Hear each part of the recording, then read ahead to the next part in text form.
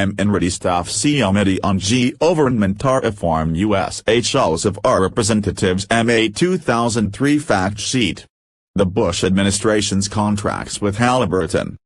The Bush administration has awarded several extremely large contracts and task orders to Halliburton. Of particular concern are the contracts awarded to a Halliburton subsidiary, Kellogg Brown & Root. GAO reports and other investigations have documented a history of Brown & Root overcharging the taxpayer.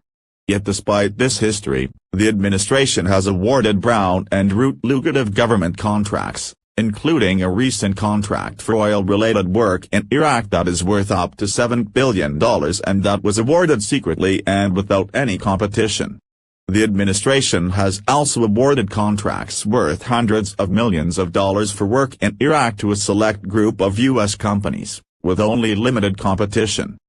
Halliburton has a unique relationship to this administration. When Dick Cheney left his position as Halliburton's CEO in 2000 to run for vice president, he reportedly received company stock worth over $33 million. He continues to receive deferred compensation payments of over $160,000 a year from Halliburton. History of Brown & Root problems. GAO has found serious problems with contract work that Brown & Root did for the Army in the Balkans. In 1997, it found that the Army was unable to ensure that the contractor adequately controlled costs. For example, Brown & Root was charging the Army $86 to fly in $14 sheets of plywood from the United States. The Army official in charge was shocked when he found that out. In 2000, GAO found more evidence that Brown & Root was inflating the government's costs, and its profits, by, for example, overstaffing work crews and providing more goods and services than necessary. Brown & Root was the subject of a criminal investigation for overbilling the government on another contract. According to a former employee, the company routinely and systematically inflated contract prices it submitted to the government for work at the former Fort Ward military base in California. Brown & Root paid $2 million to settle that case in 2002. Brown & Root's parent company, Halliburton, has its own problems. The SEC is investigating accounting practices of the company dating back to the vice president's tenure as its CEO. The company recently restated its earnings for the fourth quarter of 2002. And Halliburton has admitted paying $2.4 million in bribes to a Nigerian official in an attempt to gain favorable tax treatment in the country. Defense Department contracts with Brown & Root. Despite this troubled history, the administration has awarded Brown & Root 3 very lucrative defense contracts.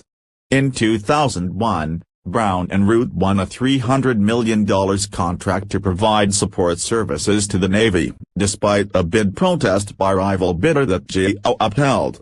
Later that year, it won a 10-year contract with no cost ceiling to provide support services to the Army. Under these contracts, Brown & Root has been asked to do work in Afghanistan and Uzbekistan and to build prison cells for terrorist suspects in Guantanamo Bay, Cuba, even though much of this work could be done more cheaply using Army and Navy personnel. In March 2003, the administration awarded Brown & Root a contract to repair and operate Iraq's oil infrastructure. Normally, federal contracting rules require public notice and full and open competition. But the U.S. Army Corps of Engineers awarded the contract secretly and without any competition. The administration has been reluctant to provide complete, or even basic, information about the contract. While the contract was signed March 8, it was not disclosed publicly until March 24. Moreover, the Corps did not reveal until April 8, in response to a letter from Rep. Waxman, that the contract had a potential value of up to $7 billion. And it was not until May 2, in response to another request from Rep. Waxman, that the Corps disclosed that the scope of the contract was significantly broader than previously provided information had suggested. Based on what the Corps has revealed to date, the contract is worth up to $7 billion, with the potential profit for Brown & Root worth up to $490 million.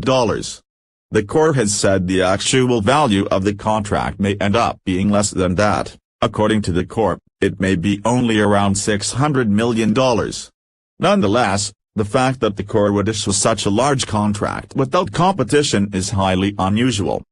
Moreover, the contract is far broader than had been initially suggested. Information provided by the Corps and Halliburton had indicated that the contract was for work putting out oil well fires and repairing damage. Halliburton issued a press release on March 24 entitled KBR Implements Plan for Extinguishing Oil Well Fires in Iraq, which described the contract work as assessing and extinguishing oil well fires in Iraq and evaluating and repairing, as directed by the U.S. government, the country's petroleum infrastructure. The Corps also released information stating that it was in charge of implementation of plans to extinguish oil well fires and to assess oil facility damage in Iraq, and that it would be contracting with Brown & Root to perform these functions. On May 2, however, the Corps revealed that the contract also includes operation of facilities and distribution of products. It thus appears that Brown & Root may be asked to operate Iraqi oil facilities and distribute oil products. This raises significant questions about the administration's intentions regarding Iraqi oil. The administration has previously drawn a bright line on Iraqi oil. According to White House spokesman Ori Fleischer, the oil fields belong to the people of Iraq, the government of Iraq, all of Iraq. Those sentiments were echoed by Secretary of State Colin Powell and Secretary of Defense Donald Rumsfeld, among others. It now appears that Halliburton or another similar company, and not the Iraqi people, may be making fundamental decisions about how much oil should be produced and who should produce it. The Corps has also claimed that the contract is only for short-term emergency work. But the Corps revealed in their April 8 letter that the contract has a 2-year term. The Corps also indicated that they are planning to replace the contract with a new, competitively bid contract. In their May 2 letter, however, the Corps disclosed that the Halliburton contract will be in place until at least late August 2003, and possibly until January 2004. According to the May 2 letter from the Corps, the new, longer-term contract the Corps is planning to issue will again involve operating facilities and distributing oil. This raises further questions about how much say the Iraqi people will have in making decisions about the country's natural resources. The Corps contract is cost-plus. This means that the contractor receives its costs plus an additional percentage of those costs as its profit. These kinds of contracts are particularly susceptible to abuse as they give the contractor an incentive to pad its profits by increasing its costs. As noted above, Brown & Root has a record of overcharging the taxpayer on cost-plus contracts. Other Iraq contracts. Halliburton is not the only company to benefit from secret, non-competitive contracts. The U.S. Agency for International Development handpicked U.S. companies to bid secretly on contracts for work in Iraq. Like the Army Corps contract, the aid contracts for Iraqi reconstruction have been handled with unusual secrecy.